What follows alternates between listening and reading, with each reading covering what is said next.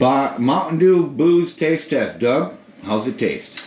Well, I've been around the world and I've tasted a lot of Mountain Dews, but I've never tasted one as shitty as this.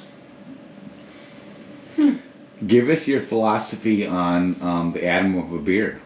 If you split the nucleus of a beer atom into two equal fragments, the mass of the fragment equals less than the mass of the original beer atom.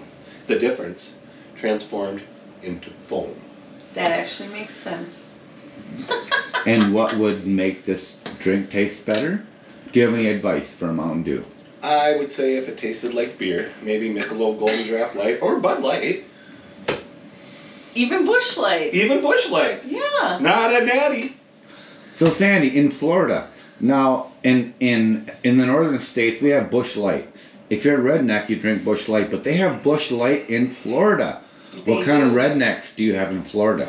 Well, we have the best kind of rednecks in Florida. And they hunt crocodiles. They wrestle alligators. They take them down.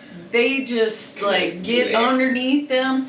They punch them in the snout or push their eyeballs in. You've been hanging out in Florida long enough to get the lingo down. You're getting yourself a... I am so a swamp woman. Oh, please don't move to Louisiana or I will punch you in the face.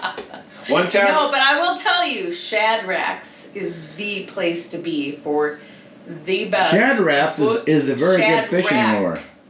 SHADRACK,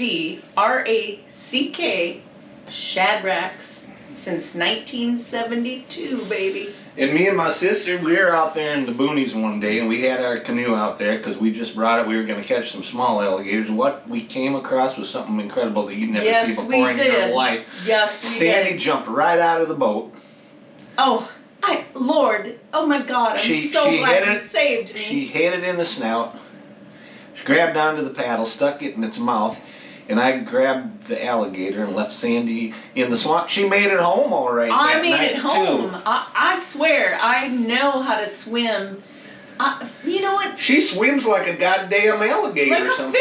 Like a fish. She's Hello? a fish, man. She's been I'm swimming since Sandy. she was 2 years old. We I'm threw like her the in the beach. pike pit, and she swam right across You can't make this shit up. thing. There was alligators chasing her. She's got a pet alligator. Sandy, have you told us a story about the time you met Jimmy Buffett while fishing out there on the dock next to Margaritaville?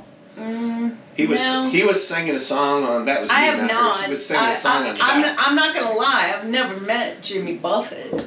But I mean, even though he has cheeseburgers in paradise, but I did sing Margaritaville up on stage with Tommy Kramer of the Minnesota Vikings, number 9, 2-Minute Tommy.